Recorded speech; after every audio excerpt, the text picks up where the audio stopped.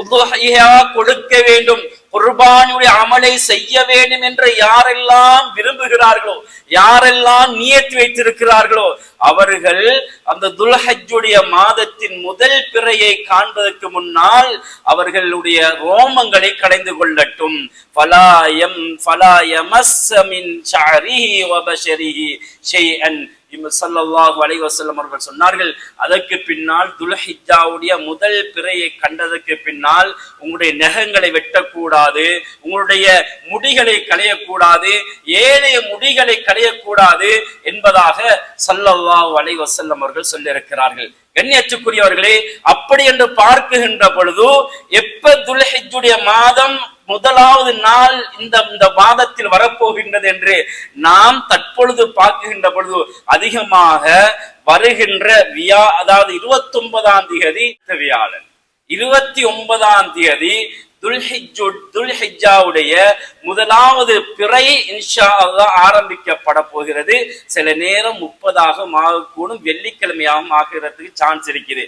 அந்த அடிப்படையிலே அதாவது வியாழக்கிழமைக்கு முன்னால் புதன்கிழமை மக்ரிபுடைய அசானுக்கு முன்னால் யாரெல்லாம் உதுஹியா கொடுக்க வேண்டும் என்று நியத்து வைத்திருக்கிறார்களோ அவர்களுடைய நகங்களை, அவர்களுடைய முடிகளை அவர்கள் கலைந்து விடட்டும்.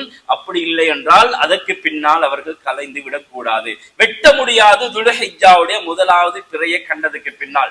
அன்புக்குரிய சகோதரர்களே, அடுத்த ஒரு சட்டம் தான் இவர்கள் உதுஹியா கொடுக்குகின்ற சகோதரர்கள் எப்படி இருக்க வேண்டும் என்றால், அந்த ஆட்டையோ மாட்டையோ தேர்ந்தெடுக்கின்ற பொழுது மாடாக இருந்தால் 2 வருடங்கள் சம்பூர்ணமாக பூர்த்தியாக இருக்க வேண்டும், ஒட்டகமாக இருந்தால் 5 வருடங்கள் பூர்த்தியாக இருக்க வேண்டும், மாடாக இருந்தால் 2 வருடம் பூர்த்தியாகி 3வது வருடத்திலே அந்த மாடு நுழைந்திருக்க வேண்டும்.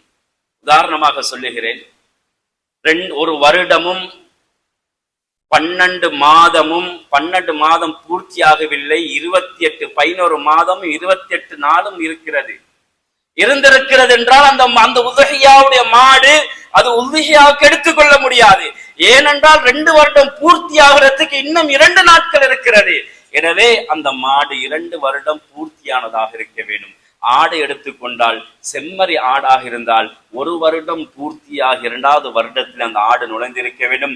வெள்ளை ஆடு என்று சொல்லுகின்ற பொழுது செம்மறி ஆடை தவிர எல்லா ஆடுகளும் வெள்ளை ஆடுகள் தான்.